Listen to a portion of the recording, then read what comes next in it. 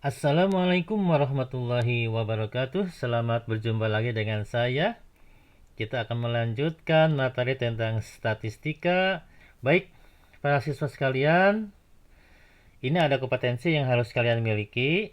Kemudian silakan dibaca saja. Kemudian tujuan pembelajaran juga sudah jelas. Kemudian baik kita bersama-sama menyimak, mempelajari tentang bagaimana menentukan modus.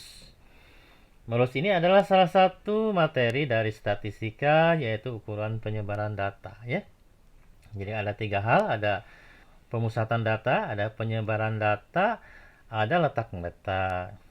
Modus dan rataan hitung itu termasuk pada penyebaran data. Kita akan fokus kepada bagaimana menentukan modus. Kalian sudah paham modus itu apa? Yaitu banyaknya data yang sering muncul. Data yang tunggal tentunya sangat mudah. Kalian tinggal lihat saja data mana yang paling banyak muncul. Itulah yang disebut dengan modus. Nah, kali ini kita akan mempelajari tentang menentukan modus dari data yang banyak, ya. Ya, data yang banyak itu biasanya data yang lebih dari minimal 30, ya, 30 data. Ini adalah sebuah data berupa tabel distribusi frekuensi. Kelas pertama 35 sampai 41, frekuensinya 7. Kelas kedua 42 sampai 48, frekuensinya 12, sampai kelas yang terakhir ada berapa kelas ini? Ada 7 kelas. Nah, jumlahnya ada 40 data tersebut. Kita akan mencari bagaimana menentukan modus dari tabel distribusi frekuensi di samping ini, ya.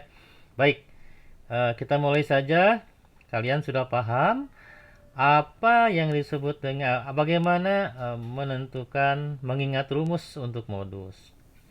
Jadi modus itu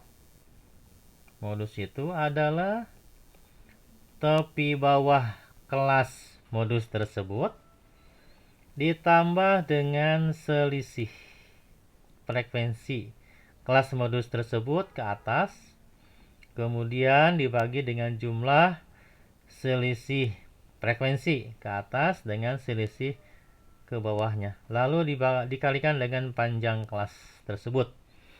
Baik, kita pahami dulu apa dan bagaimana menentukan tepi bawahnya.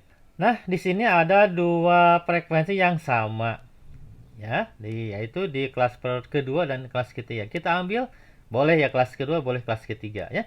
Kita ambil saja, sepakati kelas ketiga, ya, sebagai modusnya.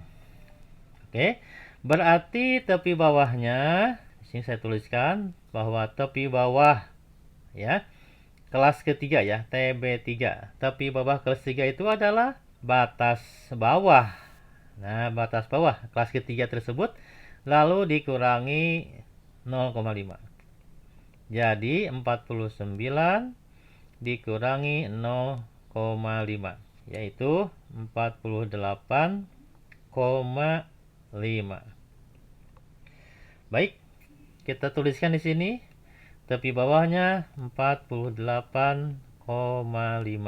Lalu S1 itu adalah selisih. Ya, frekuensi kelas ketiganya adalah 12 dikurangi selisih ke atasnya juga 12. Ya, sama, jadi ini S1-nya 0.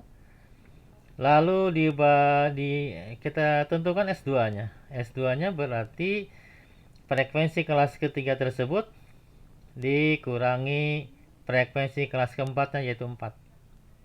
Yaitu 8, ya. Kita masukkan ke sini, S1-nya adalah 0.